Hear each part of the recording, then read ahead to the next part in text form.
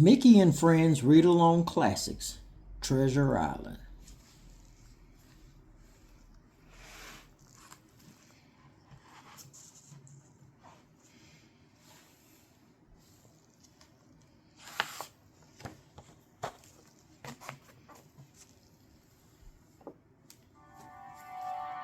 Treasure Island. Jim Duckins and his grandma run a small inn by the ocean. Most of the guests are sailors. Jim loves hearing about their adventures. But one guest, a mysterious captain named Bones, never talks about his past. Bones likes Jim, though, and one day he asks Jim for a favor. Keep watch, the captain says, for a pirate with a wooden leg. Jim checks every day. He doesn't see any peg-legged pirates, but one morning, someone else comes looking for Bones. Jim warns the captain, who disappears during the night. He leaves Jim a letter, a heavy chest, and a treasure map.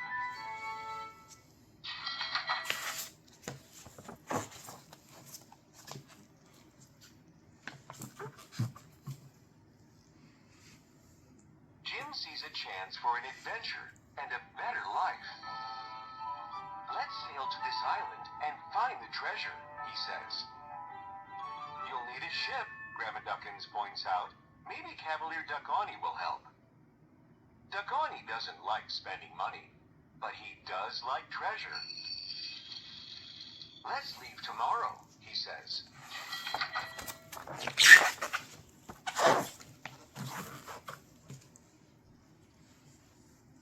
Duckoni buys the cheapest ship he can find and hires the cheapest crew. He and Jim set out the next morning with their friend, Dr. Mosley, who has always wanted to sail.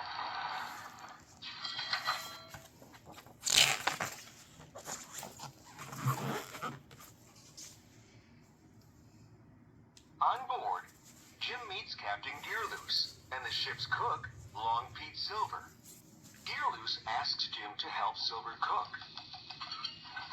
Silver has a wooden leg, like the pirate Bones was scared of. But Silver isn't scary. He seems really nice. While they work, Silver tells Jim amazing stories about his adventures at sea. In return, Jim tells Silver about his only adventure so far, finding Bones' mysterious treasure map.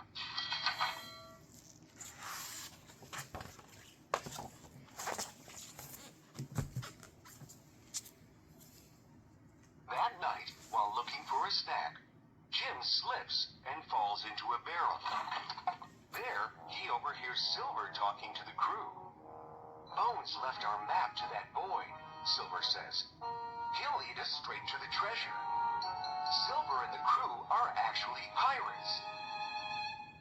Jim races to warn his friends, who can't agree on what to do next.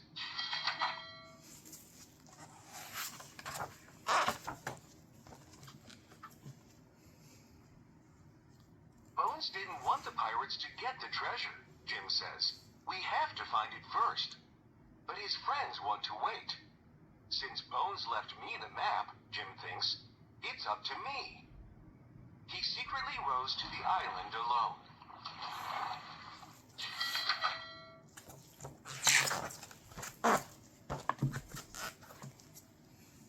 On the island, Jim meets Feathery Goon.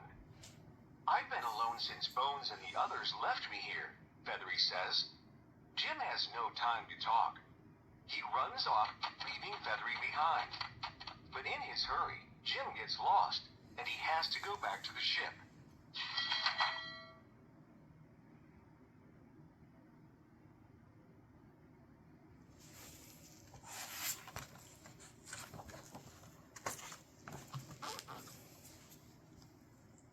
On the ship, Dr. Mosley tells Jim that Gearloose, Duckoni, and the pirates are on the island.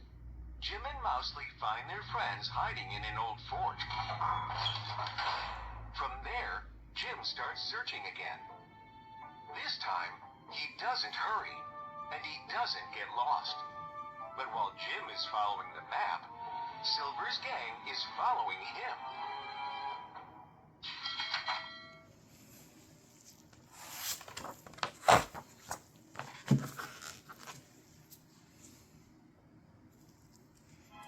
Jim finds the spot where the treasure was buried, but there's nothing there. Now the pirates think Jim stole the gold.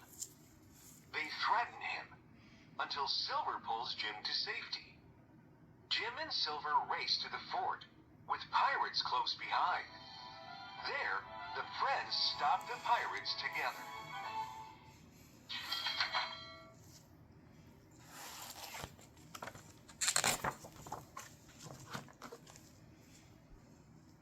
I'm glad we're safe, Jim says, but I'm sorry that we'll never find the treasure.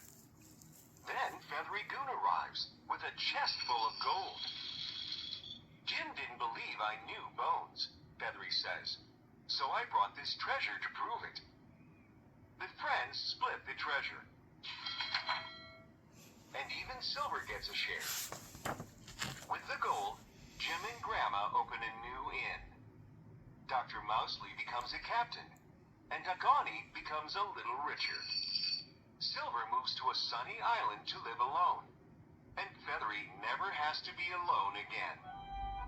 And so, after their grand adventure, they all make their dreams come true.